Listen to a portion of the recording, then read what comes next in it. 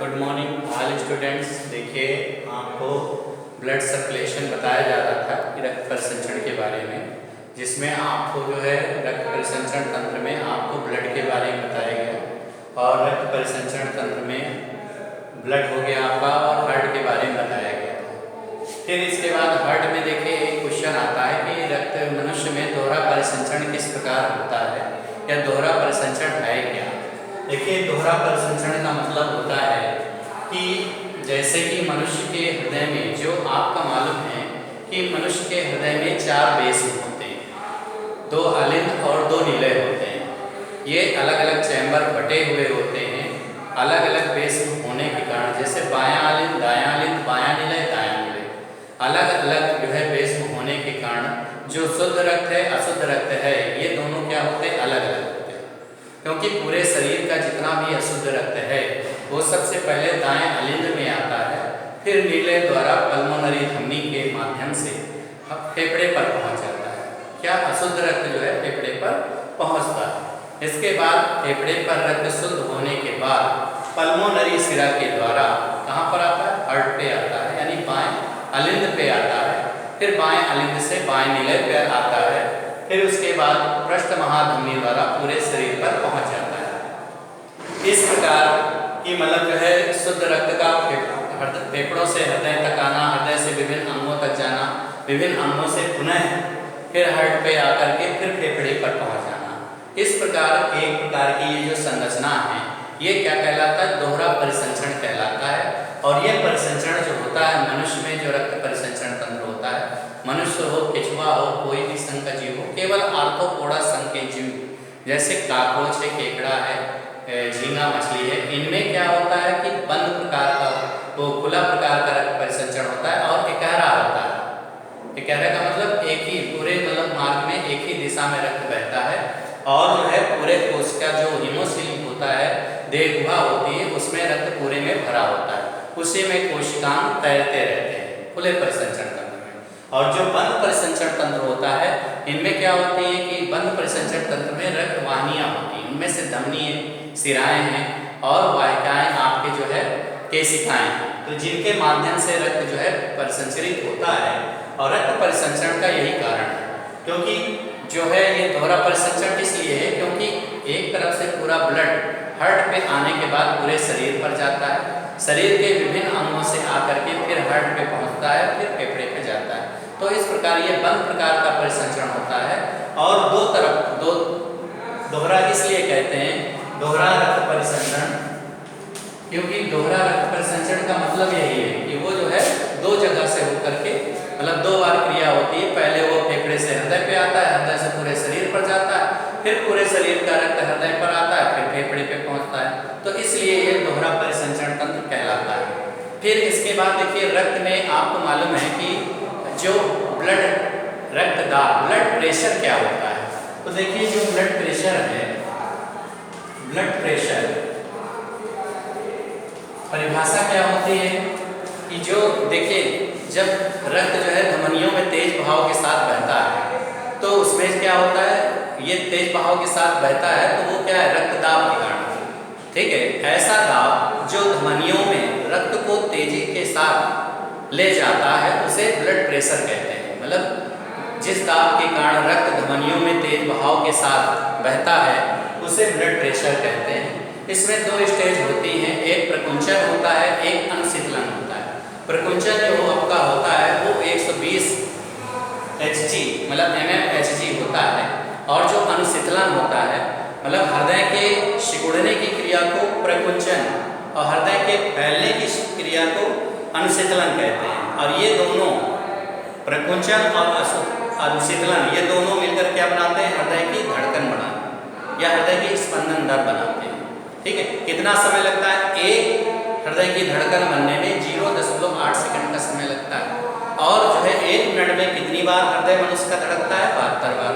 तो ये अनुशीतलन प्रकुंचन दोनों मिल करके क्या करते हैं, रक्तदाब के बारे में बताते हैं। क्योंकि इसमें 2 स्टेज होती हैं, एक प्रकुंचन जिसे सिस्टोल बोलते हैं और एक होता है डायस्टोल जिसे अनुशीतलन बोलते हैं।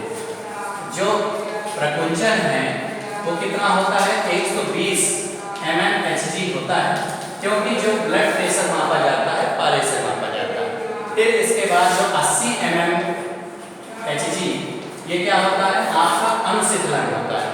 तो जो है मतलब जो रक्त दाब होता है, एक स्वस्थ मनुष्य का जो रक्त दाब होता है वो क्या होता है, बीपी बराबर 120/80 mmHg, ये रक्त दाब का मानक है। और रक्त दाब किस यंत्र से मापते हैं?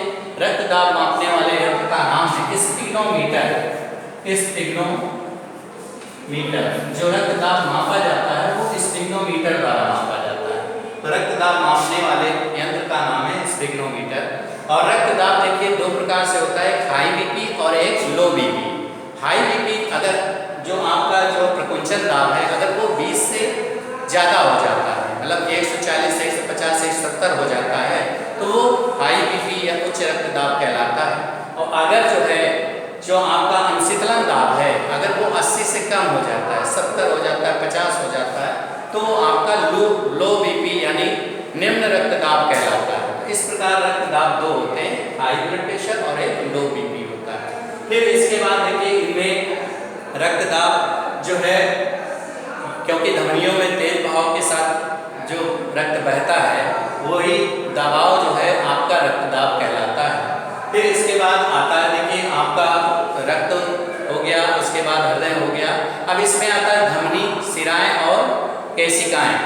तो रक्त वाहिनियां जिसमें रक्त बहता है वो क्या कहलाती है, रक्त वाहिनियां, ठीक है। और रक्त वाहिनियां 3 प्रकार की होती हैं, ब्लड वेसल्स, एक होता है धमनी आर्टरीज, और एक होती है सिरा वेन, और एक होता है वाहिकाएं यानी केशिकाएं, कैपिलरीज या केशिकाएं बोलते हैं, वाहिनिकाएं भी बोलते हैं, कोशिका नहीं है, केशिकाएं, ठीक है। अब ये देखिए जो रक्त की नलिकाएं होती है, एक धमनी होती है और एक सिरा होती है, तो आप अंतर के माध्यम से इसको समझ सकते हो धमनी और सिरा में क्या अंतर है। तो देखिए जो हृदय से रक्त को शरीर के विभिन्न अंगों में ले जाती है तो वो क्या होती है, धमनी। धमनी क्या होती है, मोटी होती है, सिराएं क्या होती है, पतली होती है। पहला अंतर क्या है, धमनी मोटी होती है, सिराएं क्या होती है, पतली होती है। धमनी की गुहा क्या होती है, चौड़ी होती है, सिराओं की गुहा क्या होती है, सक्रिय होती है। धमनी में क्या है, शुद्ध रक्त बहता है और सिराओं में अशुद्ध रक्त बहता है। फिर इसके बाद धमनी में कपाट नहीं पाए जाते हैं, वाल्व, और सिराओं में कपाट पाए जाते हैं, क्योंकि ये अशुद्ध रक्त जिससे ये वापस ना आ पाए, इसलिए इनमें बीच बीच में वाल्व होते हैं जिसे कपाट बोलते हैं। धमनी में कपाट नहीं पाए जाते, सिराओं में कपाट पाए जाते हैं। और मेन अंतर क्या है कि धमनी जो है क्या करती है, हृदय से शुद्ध रक्त को शरीर के विभिन्न अंगों में पहुंचाती है, वो काम करती है धमनी। और जो सिराएं होती हैं वो पूरे शरीर का अशुद्ध रक्त जो है कहाँ लाती है, दाएं अलिंद पे लाती है, फिर पल्मोनरी धमनी में ले जाती है। तो सिराएं जो है क्या करती है, अशुद्ध रक्त को मतलब लाती हैं। अब देखिए जो आपका है पल्मोनरी धमनी, क्योंकि देखिए धमनी में शुद्ध रक्त होता है, लेकिन पल्मोनरी धमनी को छोड़कर, क्योंकि हृदय से दाएं अलिंद से अशुद्ध रक्त को कौन ले जाता है, फेफड़ों तक, पल्मोनरी धमनी ले जाती है। तो अशुद्ध रक्त को कौन ले जाता है फेफड़ों तक, पल्मोनरी धमनी, उसको छोड़कर धमनियों में शुद्ध रक्त बहता है। इसी तरह सिराएं होती हैं पल्मोनरी सिरा को छोड़कर, क्योंकि आपको मालूम है फेफड़ों से जो शुद्ध रक्त को लाती है उस सिरा को पल्मोनरी सिरा बोलते हैं। वो क्या है, शुद्ध रक्त को लाती है। तो पल्मोनरी को सिरा को छोड़कर, क्योंकि उसमें शुद्ध रक्त है, बाकी सिराओं में क्या होता है, अशुद्ध रक्त। पल्मोनरी सिरा को छोड़कर इनमें क्या है, अशुद्ध रक्त पाया जाता है। तो इस प्रकार धमनी और सिराओं के बारे में बताया गया है। इसके बाद इनकी छोटी छोटी वेसल्स होती हैं जिनमें रक्त पूरे शरीर पर प्रसंचरित होता रहता है, उसको कहते हैं केशिकाएं। रक्त की वाहिनिकाएं होती हैं, इनके द्वारा रक्त पूरे शरीर पर प्रसंचरित होता है। इसके बाद आता है, इसमें देखिए आपने रक्त के बारे में पढ़ लिया। अब इसके बाद आता है लसिका तंत्र। लसिका तंत्र क्या होता है, रक्त का छना हुआ भाग लसिका कहलाता है। इनमें आरबीसी नहीं पाई जाती है, केवल डब्ल्यूबीसी पाई जाती है, श्वेत रुधिर कणिकाएं, जिसके कारण इनमें लिम्फोसाइट की मात्रा सबसे अधिक होती है। इनमें जो है CO2 और उत्सर्जित पदार्थों का परिवहन होता है, ऑक्सीजन की मात्रा कम होती है। तो ये क्या करता है, रक्त वाहिनियों के साथ में लसिका वाहिनियां भी होती हैं। इनके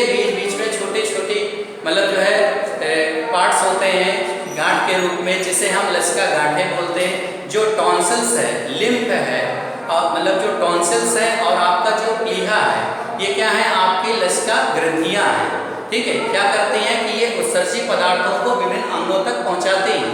जो आपके अतिरिक्त पदार्थ बन रहे हैं उनको विशेष करके कोशिकाओं तक पहुंचाती हैं। तो रक्त और लसिका तंत्र में क्या होता है कि ये पूरे जितने जॉइंट है जहाँ पर ये वाहियां एक दूसरे को जोड़ती हैं, वहाँ पर वो गांठ बन जाती है, जिसको लिम्फ नोड बोलते हैं, लसिका गांठें भी बोलते हैं। ठीक है, तो ये आपका धमनी सिरा में अंतर और आपको रक्त और लसिका में अंतर, तो ये आपको रक्त और लसिका में अंतर आपको नेक्स्ट वीडियो में बताया जाएगा।